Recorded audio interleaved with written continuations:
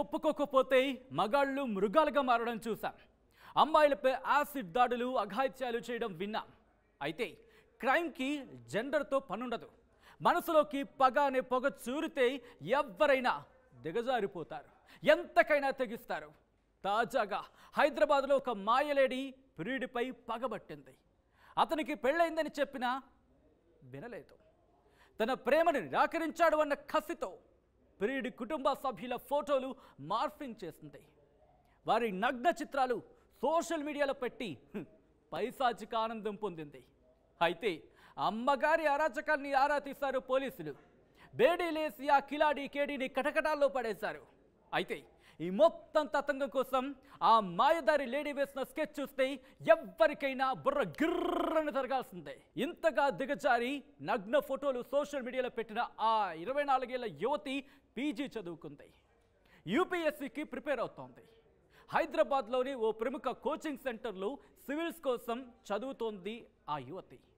అక్కడే టీచర్గా పనిచేస్తున్న వ్యక్తి ఆమెకు పరిచయం అయ్యాడు. ఆమెకు 24, అతడికి 39 ఏజ్. అవును, కోచింగ్ సెంటర్లో టీచర్గా పనిచేస్తున్న అతను హైకోర్టులో న్యాయవాదిగా కూడా ప్రాక్టీస్ చేస్తున్నాడు. ఇద్దరి మధ్య కొన్నాళ్ల పాటు ప్రేమ వ్యవహారం బాగానే నడిచింది. చివరికి తనని పెళ్లి చేసుకోవాలని యువతి అతగాడిని బలవంతం చేస్తుంది. ప్రేమ అయితే ఓకే, కానీ పెళ్లి కష్టమన్నాడు ఆ లాయర్ కేటుగాడు. అన్ని ముచ్చట్లు తీర్చుకున్నాక తుచ్ పొమ్మన్నాడు. తనకి ఆల్రెడీ పెళ్ళైందంటూ ప్లేటు ఫిరాయించాడు. తన ప్రేమను కాదన్న టీచర్పై పగ పెంచుకుంది ఆ యువతి. ఎలాగైనా కసి తీర్చుకోవాలనుకుంది. అయితే తన పేరు బయటికి రాకూడదు అనుకుంది. పక్కాగా ప్లాన్ గీసింది. ముందుగా అనంతపురం వెళ్ళింది.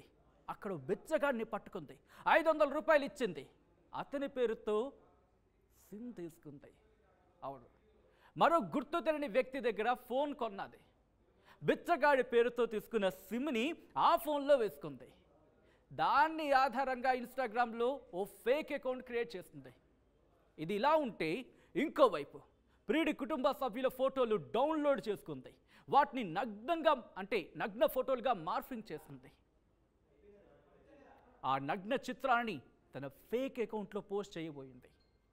చేసింది కూడా. మరోవైపు ఈ మాయలేడి మాజీ ప్రియుడికి ఈ విషయం ఏమీ అర్థం కాలే. తన కుటుంబ సభ్యుల ఫోటోలు ఇలా ఎవరు చేస్తున్నారో అర్థం కాలేక బుర్ర గిర్రని తిరిగింది అతగాడికి కూడా. మొదట తన లాయర్ బుర్రతో ఆలోచించి చూశాడు. పరిస్థితి శృతిమించడంతో చివరికి పోలీసును ఆశ్రయించాడు. పోలీసులు సిమ్ కార్డ్ ఆధారంగా వేట ప్రారంభించారు. ఆ సిమ్ ఓ బిచ్చగాడి పేరు మీద ఉందని తెలుసుకొని అవక్కయ్యారు. అతను చెప్పిన డీటెయిల్స్తో మరింత లోతుగా విచారణ చేశారు. చివరికి ఆ నగ్న చిత్రాల వెనుక ఉన్నది లాయర్ గారి మాజీ ప్రియురాలని తెలుసుకొని కంగు తిన్నారు. ఆ కిలాడి లేడీకి బేడీలేశారు. చూశారుగా ఈ అమ్మడి తతంగం. తనైతే జైలుకి వెళ్ళింది, కానీ మనమంతా ఏం చేస్తున్నాం? సోషల్ మీడియాలో అదే పడిగా సభ్యుల ఫోటోలు సెల్ఫీలు అంటూ తీసి సోషల్ మీడియాలో అప్లోడ్ చేసేస్తున్నాం. ఇలా మార్ఫింగ్ చేసే మాయగాళ్ల చేతుల్లో ఆ ఫోటోలు పడకుండా చూసుకోవాల్సిన బాధ్యత మనది. సో తస్మాత్ జాగ్రత్త. మనమేం చెయ్యాలి? ఈసారి ఫోటోలు తీసుకున్నప్పుడు కాస్త ఆలోచించాలి. దాంతోపాటు ఇలాంటి ఘటన ఏమైనా జరిగితే కనుక వెంటనే పోలీసును ఆశ్రయిస్తే కనుక న్యాయం జరిగే అవకాశం దాదాపుగా ఉంటుంది. So be careful. మరిన్ని వీడియోస్ కోసం ఛానల్ ని సబ్స్క్రైబ్ చేయండి. లేటెస్ట్ అప్డేట్స్ కోసం వాట్సాప్ ఛానల్ ని ఫాలో చేయండి. అండ్ లింక్ డిస్క్రిప్షన్ లో ఉంది.